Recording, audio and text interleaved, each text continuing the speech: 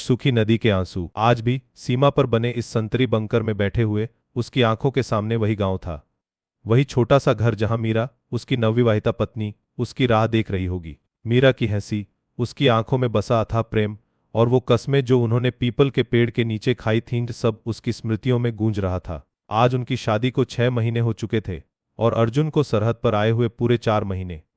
हर दिन एक सदी जैसा लगता था। सरहद की हवा में बारूद की गंध घुलने लगी थी और मुरारीपुर का शांत जीवन अब एक अनसुनी आहट से थरथरा रहा था। एक रात आसमान को चीरती हुई गोलियों की आवाज ने मुरारीपुर की नींद तोड़ दी। घर घर में डर का साया मंडराने लगा।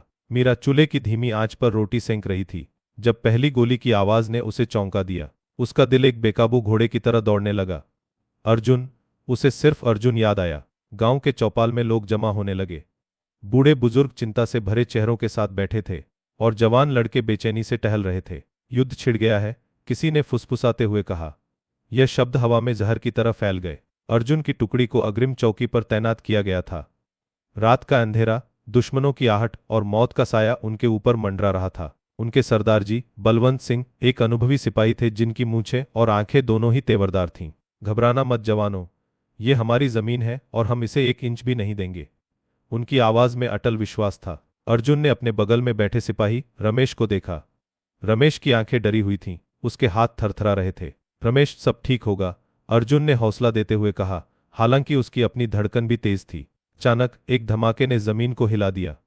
दुश्मन की तरफ से भारी गोलाबारी शुरू हो गई थी। गोलियों की बौछार से बंकरों की दीवारें हिलने लगीं। कुछ ही देर में उनके ऊपर से मोर्टार गिरने लगे।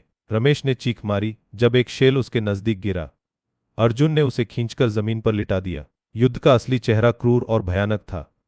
अर्जुन ने पहली बार देखा कि मौत कितनी नजदीक हो सकती है। सुबह होते होते गोलीबारी थोड़ी शांत हुई, पर पीछे छोड़ गई थी बर्बादी और लहूलुहान जमीन। कई साथी सिपाही जमीन पर पड़े थे, कुछ शहीद हो चुके थे, कुछ दर्द से करा रहे थे।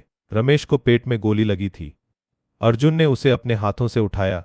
उसके चेहरे पर मिट्टी और खून लगा था। नहीं रमेश, नहीं।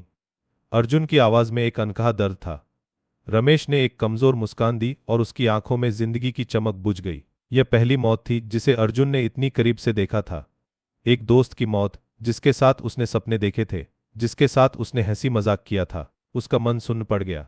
देशभक्ति के नारे, युद्ध की शौर्य गाथाएं, सब बेमानी लगने लगे। मुरारीपुर में मीरा को बस रात की आवाजें सुनाई देती थीं।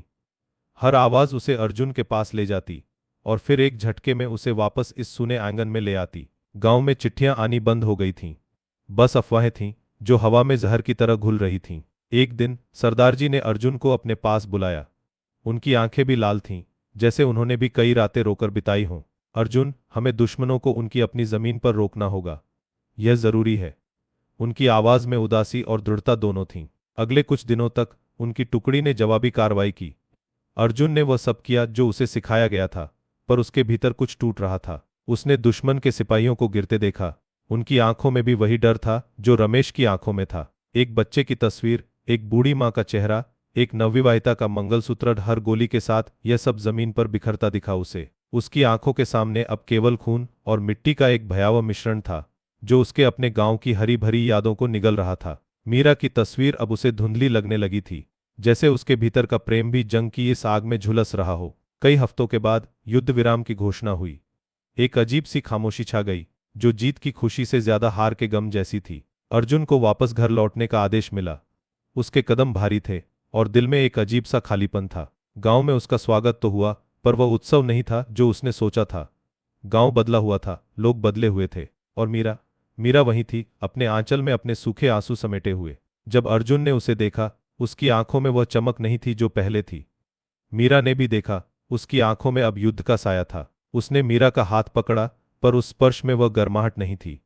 उसके भीतर की नदी सूख चुकी थी। मीरा ने उसे अपने सीने से लगा लिया, जैसे वह युद्ध के सारे जख्मों को अपनी ममता से भर देना चाहती हो। पर अर्जुन की आंखें अभी भी दूर क्षितिज पर टिकी थीं, जहां सरहद की रेखा आसमान से मिलती थी। वह जानता था कि सरहद पर सिर्फ जमीन ही नहीं, इंसानों के दिल भी बांट दिए जाते हैं, और कुछ घाव ऐसे होते हैं जो कभी नहीं भरते। उसने अपनी सूखी पलकों से एक आंसू को बहने दिया, जो मुरारीपुर की सूखी नदी में कभी न मिलने वाली बूंद बन गया।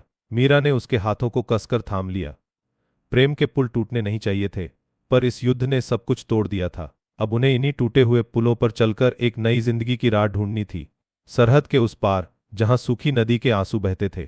आपको यह कहानी कैसी लगी, हमें कमेंट्स में बताएं और चैनल को सब्सक्राइब करना न भूलें।